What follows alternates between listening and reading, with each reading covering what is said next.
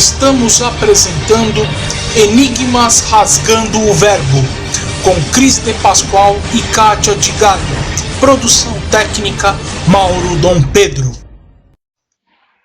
Olá pessoal, bem-vindos à Rádio Excel, a Rádio da Consciência Livre. Você está entrando num programa onde o normal é ser diferente. O normal é ser paranormal. Bom dia, boa tarde, boa noite, você que nos acompanham aqui no programa Rasgando o Verbo. É isso aí. E hoje nós dedicamos esse programa chamado Médium, Verdades e Mentiras a todos os médios que têm a mediunidade como uma missão de vida, como um trabalho ligado ao astral superior. Então é para essas pessoas, honrando essas pessoas, que eu e Kátia Gaia resolvemos fazer esse programa. Pessoal, hoje nós já começamos a enxergar alguma coisa de diferente na psicosfera das religiões. Uma espécie de colocação de pingos nos is, uma restauração da verdade e da sinceridade. O certo é que realmente engodos estão se tornando mais visíveis. Mentiras, mistificações, jogadas para o fundo das conveniências, estão se superficializando. Ilusões estão desmoronando.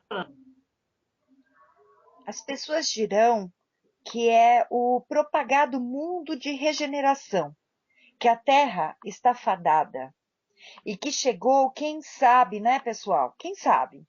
Mas que as religiões e o comportamento de seus sacerdotes estão em xeque.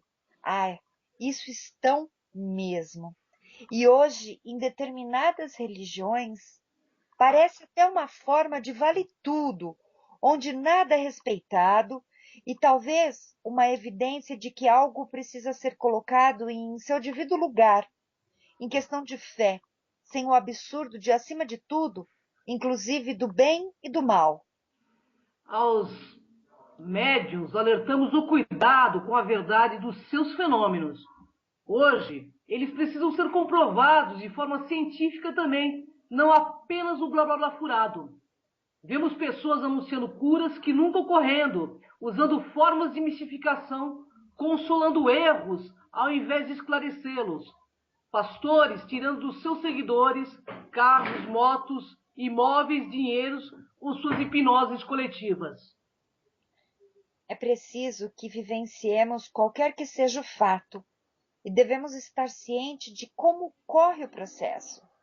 Temos recebido dezenas de questionamentos acerca da mediunidade e de sua forma de manifestação de tal inconsciência, onde muitos se apoiam em descabidas falácias para dar mais credibilidade ao seu processo. Bobagem! As pessoas estão mais atentas a essas questões. Questione mesmo. É isso aí. Ouvintes, na mediunidade são muitos os comentários a respeito de médios que contatam com artistas, médios e outros iluminados que pintam, que psicografam, que prometem cura, pois o ganho secundário deste contato é imenso, ou deste pseudo-contato. Há um aumento de prestígio, do cifrão, do status quo, que nesse caso não são poucos. E são poucas pessoas que trazem evidências reais, onde possamos verificar a veracidade desses eventos. E pior, quando pesquisados por especialistas da área, a maioria dos especialistas diz que não passam de um copiador de quadros, demistificadores da fé, e que buscam ganhar e obter ganhos secundários em cima da falta de senso crítico daqueles que estão carentes e doentes. Divulgam mentiras para impactar, para criar um aspecto do fantástico, do espetacular. Bem, showzinhos à parte, né? É um monte de bobagens e de engodos. E esses indivíduos que assim procedem estão se amarrando cosmicamente, espiritualmente, não só para essa vida, para as outras também, hein? Por promover fascinação das massas. E é claro que um dia eles terão, né, que desfazer todo este atraso, voltar. Por quê? Porque vocês acham que vocês vão causar isso e não vão pagar o preço? Bem, De fato, aqui no Rasgando o Verbo, a gente chega até mesmo a desafiar esses mercadores da fé que, em seus processos mediúnicos, provem o que dizem. Mas até agora, nada, nem ninguém se habilitou a nos trazer uma prova contundente de um fenômeno. Somente pessoas sérias comprometidas com a verdade se abrem à ciência e a maioria teme a pesquisa. Por que será? Então, ouvintes, precisamos urgentemente da estabilização da verdade, pois as pessoas estão mais atentas. As pessoas não se sentem mais tementes a Deus, aos espíritos, porque mais do que nunca estão com a sua fé apoiada em suas observações e análises críticas. Não estão mais engolindo gato por lebre. Estão acordando desse jogo hipnótico e robotizador causado por consciências negativas que invadiram os meios religiosos, por ver nele um verdadeiro mercado de troca para manter as consciências encarnadas aprisionadas nessa matrix. Pois é, cabe então a cada um a reflexão de como melhor viver a sua verdade, para que esses ditos representantes de entidades cósmicas, que chamamos pastores, médios, para que não se enganem com esses papos furados e com suas promessas falidas e com tantas mentiras que eles tentam, né, ludibriar. A mediunidade, conforme os espíritas sabem, não é uma coisa inventada pelo espiritismo, muito menos propriedade espírita. Ela é uma faculdade humana, presente com menor ou maior grau de intensidade em cada ser humano. Na verdade, em todo ser humano. É verdade. E é por isso, ouvintes, que afirmamos que todos somos paranormais. Mas ninguém estuda mais isso do que as religiões e o espiritismo, mas agora a ciência também está estudando. Temos um livro que trata do assunto, que é o livro dos médios, além de outros que fazem parte dessa imensa biblioteca disponível, umas psicografadas, outras pesquisadas por pessoas que estudam o fenômeno. Então, vamos entender os problemas do exercício da mediunidade. Hoje a prática mediúnica ela enfrenta problemas demais. As pessoas não se beneficiam dos ensinamentos, dos alertas e as instruções que lhes poderiam ser passados através da mediunidade. Inclusive, muitos desencarnados não conseguem vir ao centro espíritas obter esclarecimentos sobre a sua condição. Tudo isto, sabe por quê? Pelos problemas que os próprios médiums causam, porque eles precisam incorporar o médium mesmo, né? Ele não incorpora mais o espírito, ele quer se incorporar. Então, vejam só quanta dificuldade, ouvintes. A primeira delas remonta a uma das recomendações contidas nas próprias obras de Kardec, que diz: é preferível recusarmos 9 verdades a aceitarmos uma mentira. Este é o ensinamento verdadeiro, doutrinariamente falando, e não constitui naquilo que chamamos de coisa da cabeça de dirigentes que querem fazer espiritismo ou espiritez à sua moda, fazendo um verdadeiro mix ou self-service de serviços espirituais. Acontece que este ensinamento ele é um alerta que foi colocado na obra de Kardec como orientação. Mas alguns médios, em exagero de dosagem egóica, terminam utilizando da mistificação, restringindo assim o verdadeiro exercício da mediunidade, o que constrange demais os médiuns sérios quanto à sua prática real, porque faz com que algo sério perca a sua credibilidade por conta das mistificações ou até do animismo que ocorrem em larga escala. Há outro problema. Ensinam a gente, pessoal, que o médio passará por várias fases. A primeira seria a da curiosidade, onde o fenômeno seria a principal atração, como acoplamento órico, psicografia. Depois viria uma fase onde o estudo seria o mais importante, até atingir uma outra fase, que o seria o da reforma íntima, com base nos princípios espiritualistas. Isso dói, né? Mas é melhor continuar o show. Mas vamos lá. Pois bem, Por causa disto, grande parte da liderança espírita acha que já passaram da tal fase do fenômeno e, em decorrência disto, restringe veementemente a prática da mediunidade. E hoje nós encontramos muitos centros espíritas sem qualquer atividade mediúnica e outros que têm, e restringe-se a uma meia dúzia de pessoas consideradas eleitas. Pois é, pessoal. Outro grande problema que encontramos, ao meu ver, representa um maior obstáculo, o problema da tal humildade, que é muito mal compreendida nos meios espiritualistas. Temos vários exemplos disso, né, Kátia? Vários, Cris. Em um determinado centro espírita, vimos os tais eleitos dirigentes e religiosos pousarem de santo, de falsos humildes, mas quando os conhecemos pessoalmente, são medíocres à beça. Eles fazem um papel de general em suas ditas casas, usando sempre argumentos ridículos de poder para manterem seus seguidores. É isso aí.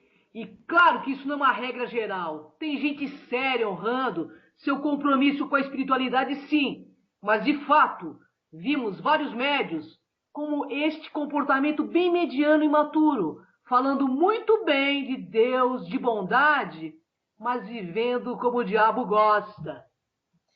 E tem também o aspecto dos espíritos verdadeiramente evoluídos não terem a necessidade de se identificarem. Já ouviu isto? Todo espírita que estuda sabe. Todavia, em nome da segurança doutrinária, perguntemos: isto é uma ordem?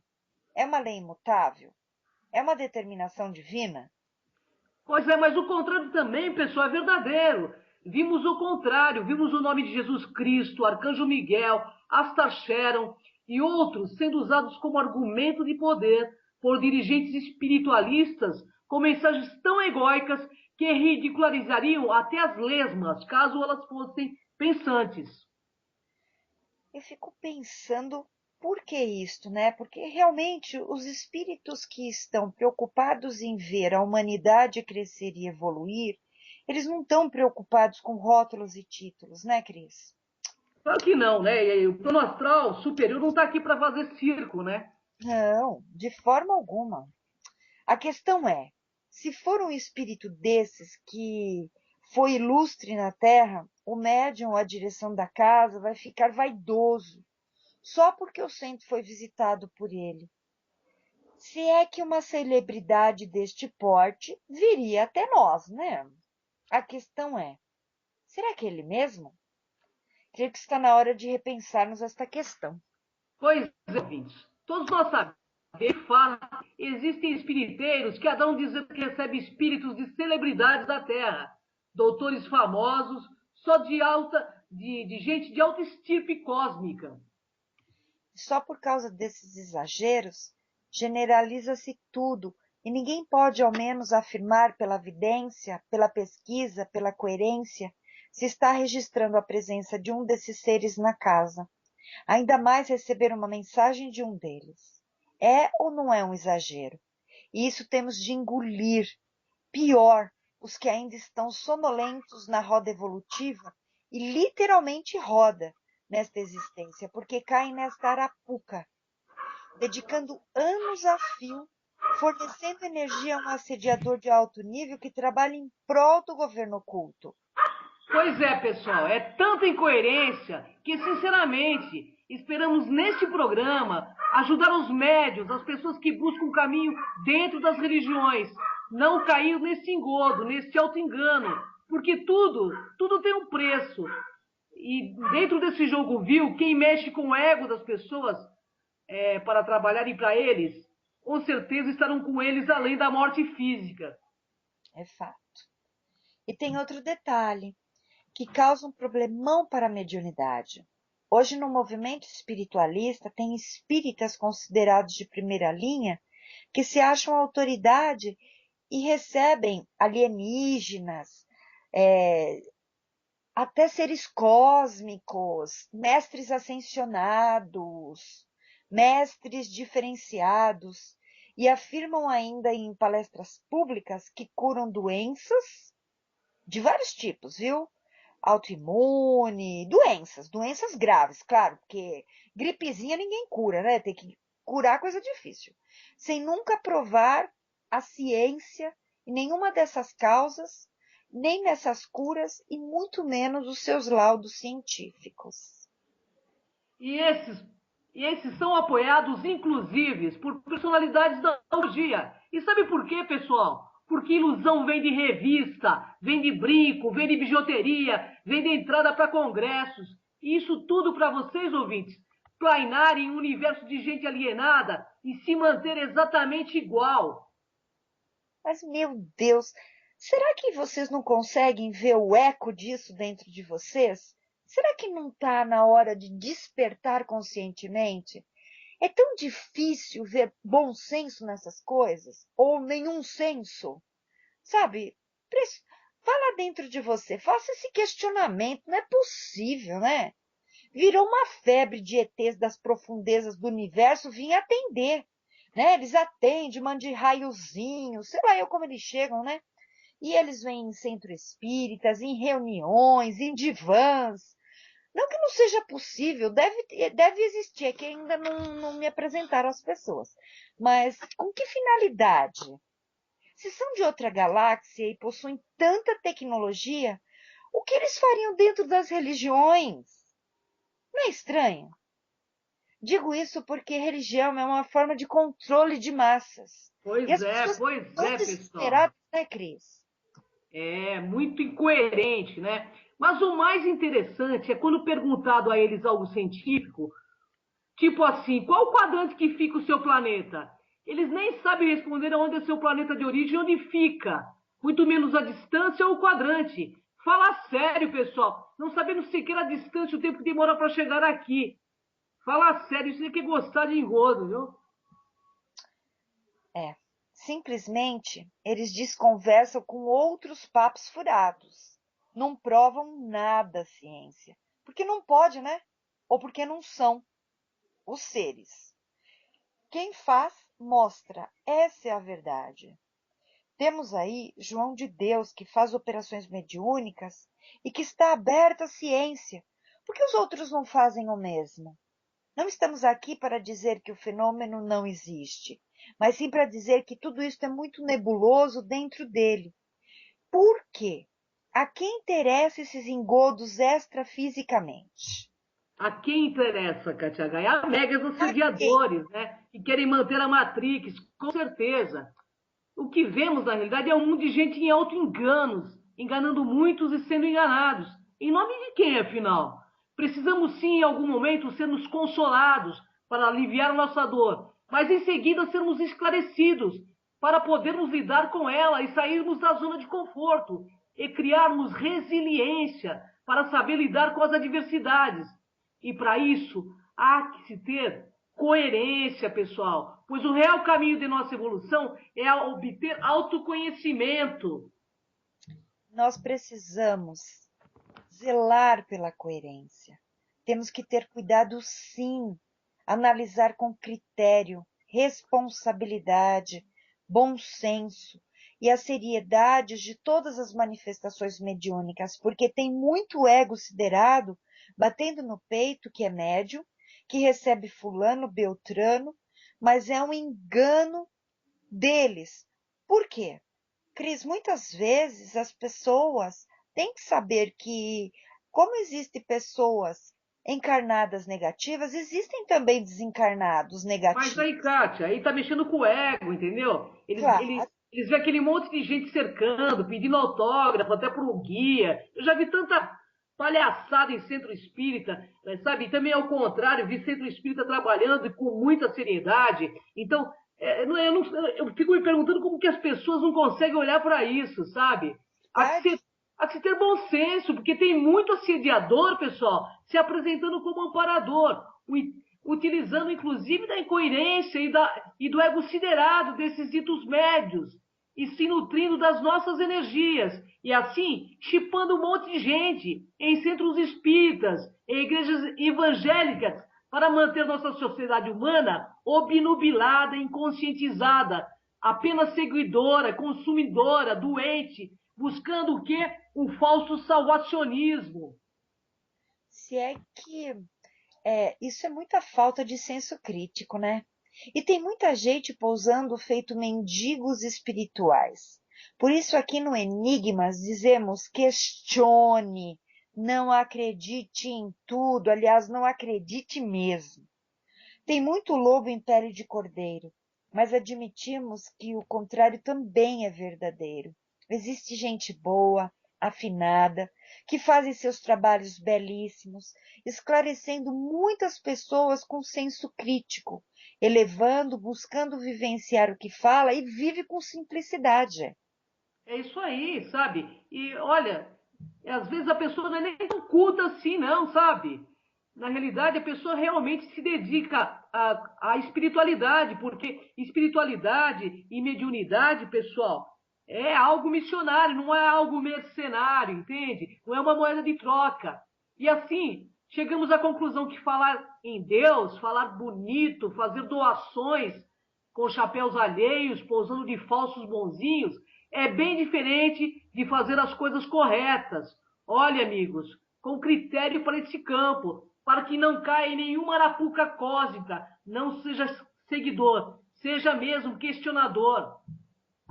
E nesses anos de pesquisas, muitas vezes caímos na descrença, porque nós vimos líderes de centros de igrejas falando de amor, de fraternismo, mas agindo como verdadeiros abutres espirituais, prontos a tirar tudo de nós e mais um pouco. Afinal, para quem eles trabalham de fato? É verdade.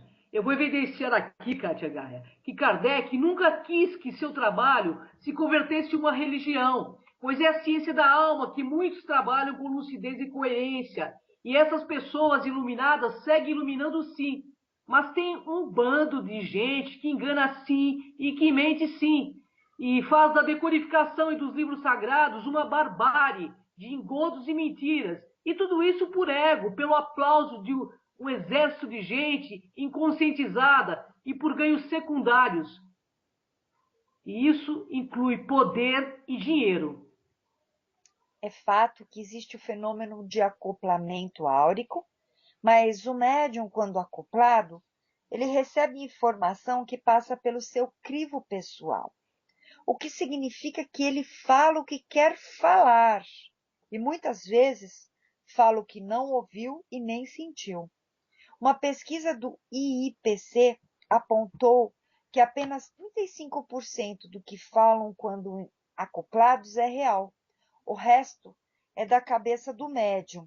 Então, fiquem ligados e médiuns vão estudar. É isso aí. Pessoal, agora vamos entender um pouco dessa glândula pineal, que é a união do corpo e da alma, que é uma antena parabólica que nos reconecta com outras dimensões. Frequentemente, a glândula pineal, ela surge como centro do nosso relacionamento com outras dimensões e tem sido assim nas mais variadas correntes religiosas e místicas há milhares de anos. O especialista no assunto, Dr. Sérgio Felipe de Oliveira, vem abordando esse assunto em muitas palestras, mostrando os avanços da ciência no sentido de desvendar esse mistério.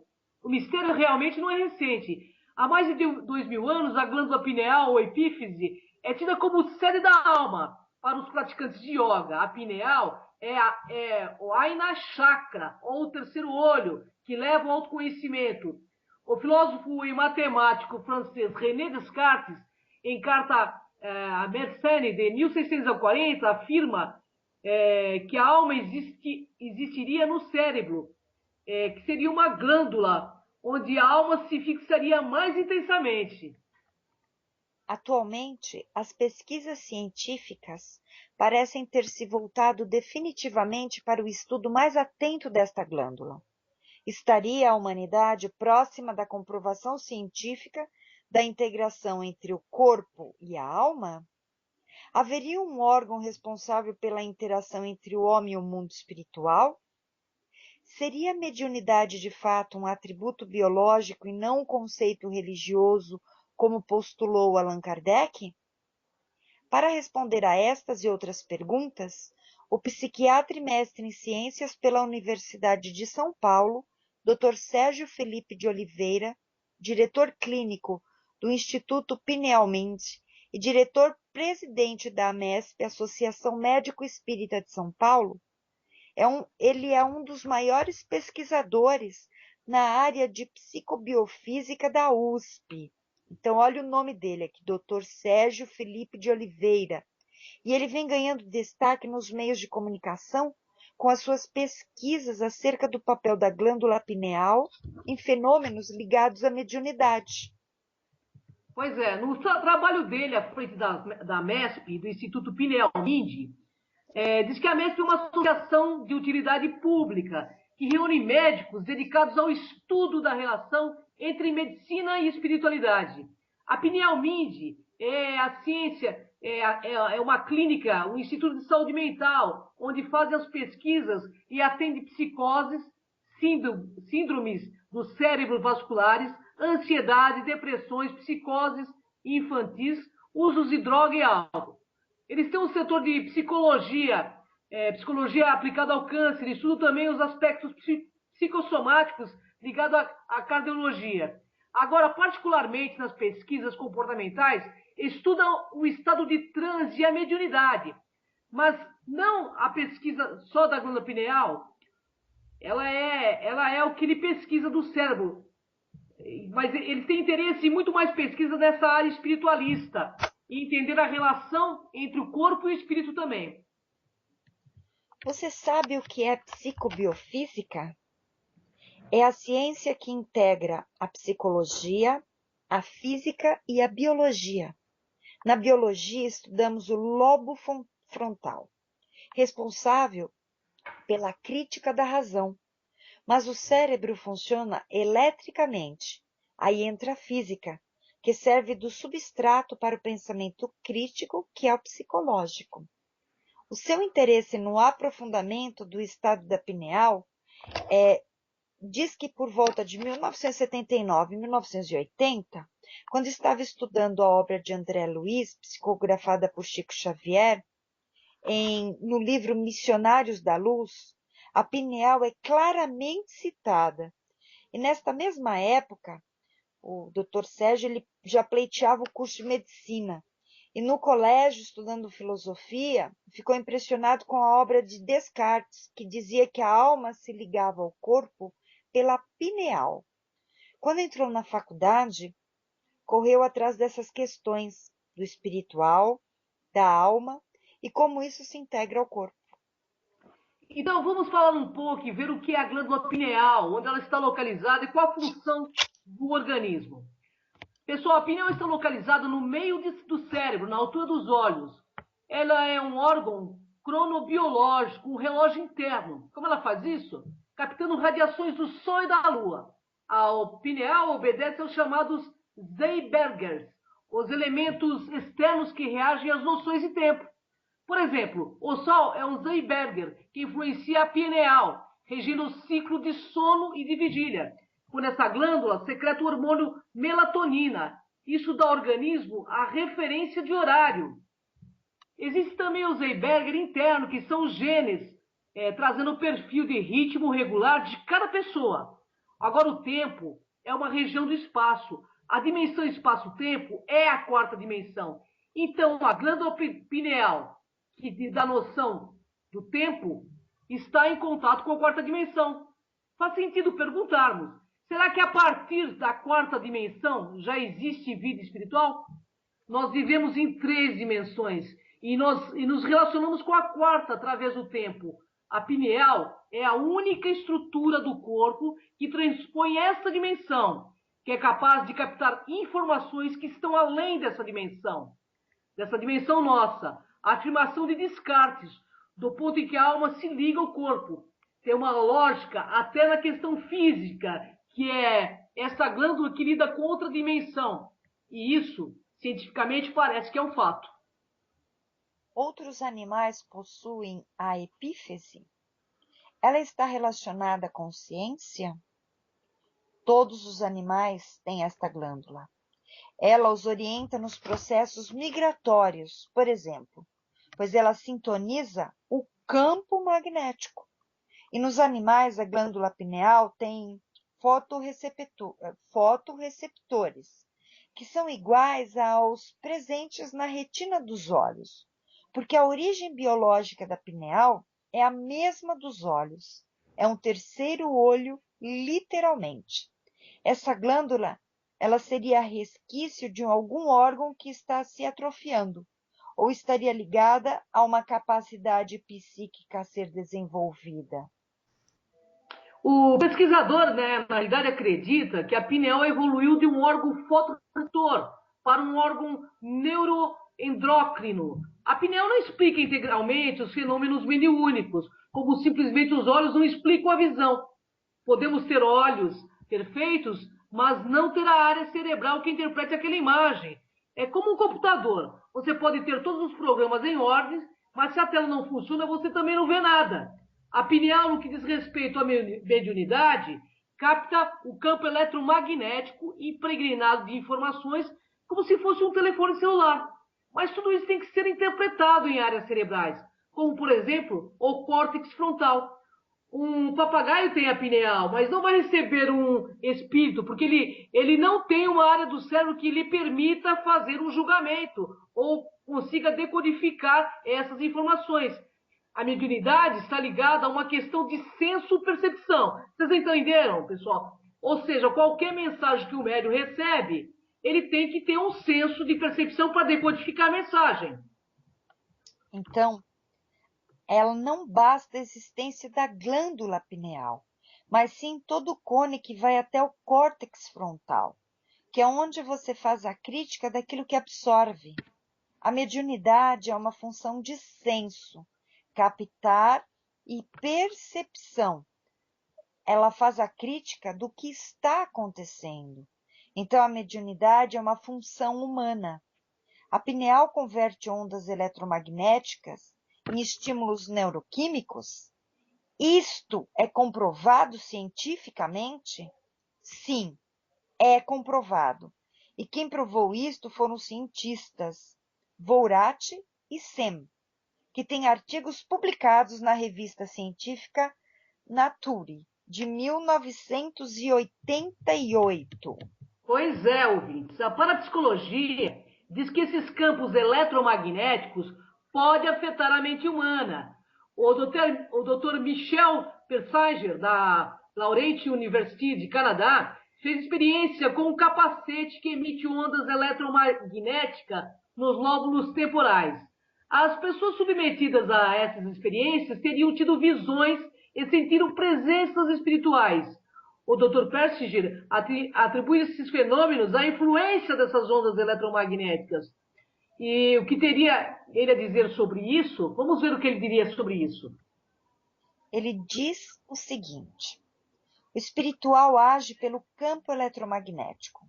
Então, dizer que este campo interfere no cérebro não contraria a hipótese de uma influência espiritual, porque se há uma interferência espiritual, esta se dá justamente pelo campo eletromagnético. Quando se fala do espiritual em Deus, a interferência acontece na natureza pelas leis da própria natureza. E se o campo magnético interfere no cérebro, a espiritualidade interfere no cérebro, pelo campo magnético. Uma coisa não anula a outra, pelo contrário, complementam-se. Pois é, ouvintes, a mediunidade, então, seria atributo biológico e não um conceito religioso. Existe uma controvérsia no meio científico a esse respeito. A mediunidade é um atributo biológico, acredita o pesquisador, e que acontece pelo funcionamento da pineal, que capta o campo eletromagnético, através do qual a espiritualidade interfere, não só no espiritismo, mas em qualquer expressão de religiosidade. Ativa-se a mediunidade, é uma ligação com o mundo espiritual. Um hindu, um católico, um judeu, um protestante que estiver fazendo uma prece está ativando a sua capacidade de sintonizar com o plano espiritual. Isso é o que se chama de mediunidade, que é intermediar. Então, isso é uma bandeira religiosa, mas uma função natural. Não é uma bandeira religiosa, mas uma função natural existente em todas as religiões. Isso deve acontecer através do campo magnético, sem dúvida. Sem dúvida. Se a espiritualidade interfere, é pelo campo eletromagnético, que depois é convertido pela pineal em estímulos eletroneuroquímicos. Não existe controvérsia entre ciência e espiritualidade, porque a ciência não nega a vida após a morte, não nega a mediunidade, não nega a existência do espírito. Também não há uma prova final de tudo e que se tudo isso existe. Não existe oposição entre o espiritual e o científico. Você pode abordar o espiritual com metodologia científica, e o espiritismo sempre vai optar pela ciência. Essa é uma condição precípua do pensamento espírita. Os cientistas materialistas que disserem esta é a opinião pessoal dele estão sendo coerentes. Mas se disserem que a opção materialista é a opinião da ciência, estarão subvertendo aquilo que é a ciência. A American Medical Association do Ministério da Saúde dos Estados Unidos possui vários trabalhos publicados sobre mediunidade e a glândula pineal. O Hospital das Clínicas sempre teve tradição de pesquisas na área da espiritualidade e espiritismo. Isso não é muito divulgado pela imprensa, mas existe um grupo de psiquiatras que estão defendendo teses sobre isso. Então, vamos entender como são feitas as experiências em laboratório. Existem dois tipos. Um, que é a experiência de pesquisa das estruturas do cérebro, responsáveis pela reintegração do espírito-corpo. E a outra é a pesquisa clínica das pessoas em transe mediúnico. São testes de hormônio, eletroencefalogramas, tomografias, ressonância magnética, mapeamento cerebral, entre outros. A coleta de hormônios, por exemplo, pode ser feita enquanto o paciente está em estado de transe e os resultados apresentam alterações significativas. As alterações em exames de tomografia, por exemplo, são exclusivas ou condizentes com outras patologistas. Os cientistas estão se questionando se descarta a hipótese de uma crise compulsiva ou convulsiva, né? Ele diz: isso é bem claro. A suspeita de uma interferência espiritual surge quando a alteração nos exames não justifica a dimensão ou a proporção dos sintomas. Por exemplo, o indivíduo tem uma crise convulsiva fortíssima. É feito o eletroencefalograma e aparece uma lesão pequena. Não há, então, uma coerência entre o que está acontecendo e o que o exame está mostrando. A reação não é proporcional à causa. A mediunidade mexe com o sistema nervoso autônomo, tem uma descarga de adrenalina, aceleração do ritmo cardíaco e o aumento da pressão arterial. Então, os cientistas explicarão qual a diferença de uma doença mental da mediunidade. Na doença mental, o paciente não tem crítica da razão. No transe mediúnico, ele tem essa crítica. Quando o médium diz que incorporou tal entidade espiritual, mas que ele, médium, continua sendo determinada pessoa, ele usou a crítica, julgou racionalmente o que aconteceu. Agora, o indivíduo que diz ser Napoleão Bonaparte, aí ele perde a crítica da razão, essa é a diferença. O que quer dizer que o indivíduo que esteja em psicose não possa estar em transe também. A mediunidade se instala no indivíduo são e pode dar uma dimensão muito maior a uma doença. A mediunidade sempre vai dar um efeito superlativo. Se a pessoa alimenta bons sentimentos, ela cresce. Se ela tem uma doença, aquela doença pode ficar fora de controle. O cientista explica que a pineal não se calcifica. Ela forma cristais de apatita e isso independe da idade. Esses cristais têm a ver com o perfil da função da glândula. Uma criança pode ter esses cristais na pineal em grande quantidade, enquanto um adulto pode não ter nada. Percebemos pelas pesquisas que quando um adulto tem muito desses cristais na pineal, ele tem mais facilidade de sequestrar o campo eletromagnético. Quando a pessoa tem muito desses cristais e sequestra esse campo magnético, este campo chega a um cristal e ele é repelido e rebatido pelos outros cristais.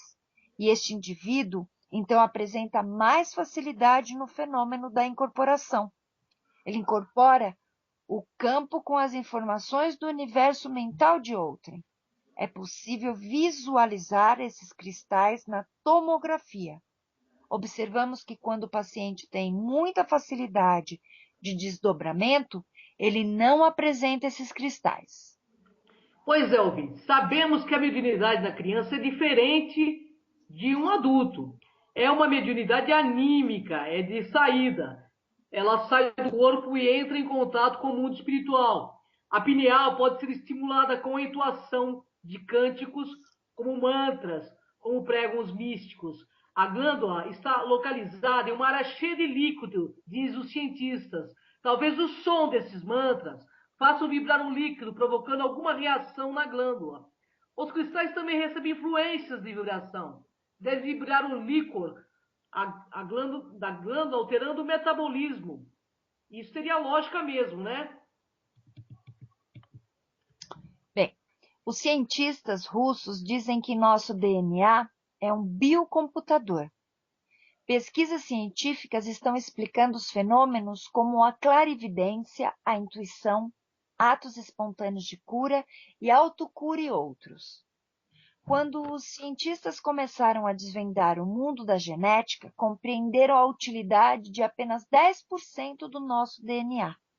O restante 90% foi considerado DNA lixo, ou seja, sem função alguma para o corpo humano. Porém, pessoal, esse fato foi motivo de questionamentos, pois alguns cientistas não acreditavam que o corpo físico traria algum elemento que não tivesse alguma utilidade. E foi assim que o biofísico russo e biólogo molecular, Piotr Gargash, e seus colegas iniciaram pesquisas com equipamentos de ponta, com a finalidade de investigar os 90% do DNA não compreendido. E os resultados apresentados são fantásticos, atingindo aspectos antes considerados esotéricos no nosso DNA. Vamos entender o que os pesquisadores estão concluindo. O DNA, ele tem capacidade telepática. A partir das últimas pesquisas, cientistas concluíram que o nosso DNA é receptor e transmissor de informações além tempo e espaço. Segundo estas pesquisas, o nosso DNA gera padrões que atuam no vácuo, produzindo os chamados buracos de minhoca magnetizados. São buracos de minhocas microscópicos, semelhantes aos buracos de minhocas percebidos no universo. Sabe-se que buracos de minhocas são como pontes ou túneis de conexões entre áreas totalmente diferentes no universo, através das quais a informação é transmitida fora do tempo e do espaço. Isto significa, ouvintes, que o DNA atrai informação e as passa para as células e para a consciência, uma função que os cientistas estão considerando como a internet do corpo físico, porém muito mais avançada que a internet que entra em nossos computadores. Essa descoberta leva a crer que o DNA possui algo que se pode chamar de telepatia interespacial e interdimensional. Em outras palavras, o DNA está aberto à comunicação e mostra-se suscetível a elas. Pesquisas relacionadas à recepção e transmissão de informações através do DNA estão explicando os fenômenos como a clarividência, a intuição, atos espontâneos de cura e autocura, pela reprogramação do DNA através da mente e das palavras. O grupo de Garyaev descobriu também que o DNA possui uma linguagem própria, contendo uma espécie de sintaxe gramatical, semelhante à gramática da linguagem humana. levando-os a concluir que o DNA é influenciável por palavras emitidas pela mente e pela voz, confirmando a eficácia das técnicas de afirmação, de hipnose ou de auto-hipnose e de visualizações positivas. Olhe só que maravilha! Pois é, Katia Gaia, esta foi uma descoberta impressionante, pois diz que se nós adequarmos as frequências da nossa linguagem verbal e das imagens geradas pelo nosso pensamento, o DNA se reprogramará, aceitando uma nova ordem e uma nova regra a partir da ideia que está sendo transmitida.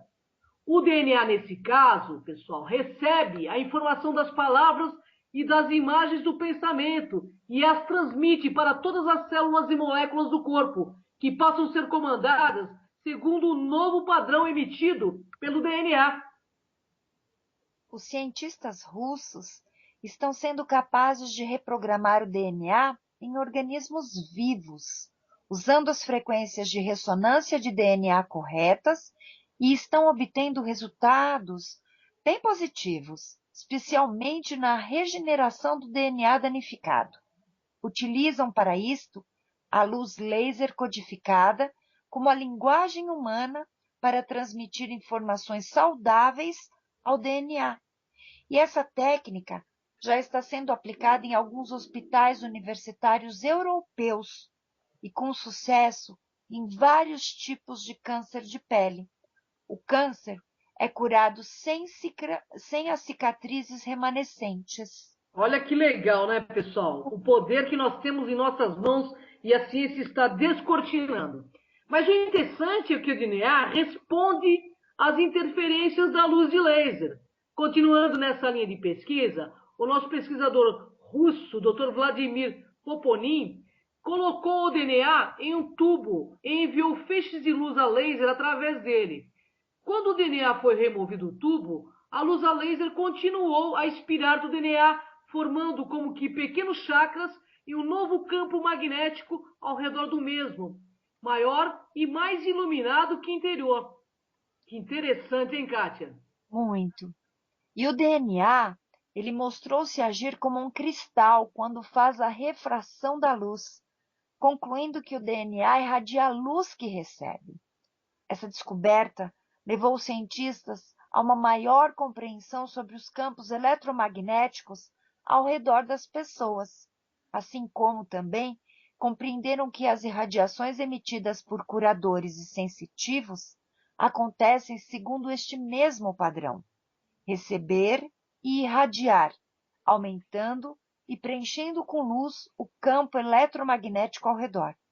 Então, se isso é fato, o lance é assumirmos o comando do nosso ser, pois a cura está em nossas mãos. É isso aí, por isso que eu costumo dizer no Enigmas que nós temos o poder de nos autocurar através da nossa mente, da nossa boa ação, dos nossos bons pensamentos, da nossa coerência. E a ciência já está comprovando isso. Então você, eu, nós temos esse poder.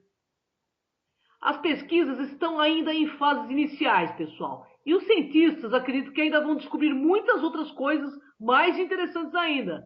Por enquanto, as conclusões nos estimulam a continuarmos com as técnicas de afirmações positivas, cuidando dos nossos pensamentos e das imagens por elas geradas, a fim de que as transmissões sejam correspondentes à saúde, ao bem-estar e harmonia, enviadas não apenas ao nosso DNA, como também para todo o corpo. Tenho certeza que o nosso DNA agradece por suas informações positivas e transmitidas a ele. Então, pessoal, que tal melhorar a sua transmissão verbal e mental? Comunique-se positivamente com o seu corpo e reprograme seu DNA. O fato é que a mediunidade é um atributo evolutivo, mas devemos usar cosmoética, com coerência, com responsabilidade e sem o egocentrismo. E é isto que no Rasgando Verbo chamamos a atenção de vocês, ouvintes, para que todos possam ter lucidez, para ter uma companhia extrafísica de amparadores de fato, esses que desejam nos esclarecer e não nos manter nesta matrix pela fascinação das massas. E também para que o nosso ouvinte não coloque o seu poder na mão dos outros, mas que tenha a capacidade de usar seus dotes para promover sua própria autocura, por meio do autoconhecimento, e assim ter mais luz interna para resolver melhor os problemas do dia a dia que enfrentam. E assim obter mais resiliência para saber fazer melhores escolhas, pessoal. Portanto, questione sempre. Questione quem está por trás deste médium, do amparador. Se é um amparador, se é um assediador, use seu senso crítico. É simples saber. É só entender que esses seres evolutivos, eles não fazem show, nem circo, e nem espíritos de planos superiores, eles vêm para cá para ficar batendo papinho furado, né? Verdade, Katia Gaia. Até porque tem muito trabalho a fazer nessa orbe de granito chamado Terra. Eles têm muito o que fazer para ajudar a trazer a luz da consciência para todos nós aqui na Terra e ajudar a restabelecer esse plano de luz aqui e agora. Então, pessoal, estejamos atentos, porque este mundo, este planeta, não é dos espertos, é dos despertos. Vamos encerrar o programa, mas eu deixo aqui os contatos para que vocês conheçam o nosso site, que é o www.programaenigmas.com.br. Lá você tem acesso a todo o nosso trabalho. Também você pode acessar no YouTube todos os programas anteriores através do Crom TV, que é o nosso canal. E você pode participar também dos nossos programas todas as terças-feiras pela TV Facebook, www.tvfacebook.com.br, a partir das 11h30 até o meio-dia. E obrigada, Cris. Gratidão, Katia Gaia. Até o próximo, pessoal, Rasgando o Verbo. Até. Acabamos de apresentar Enigmas Rasgando o Verbo.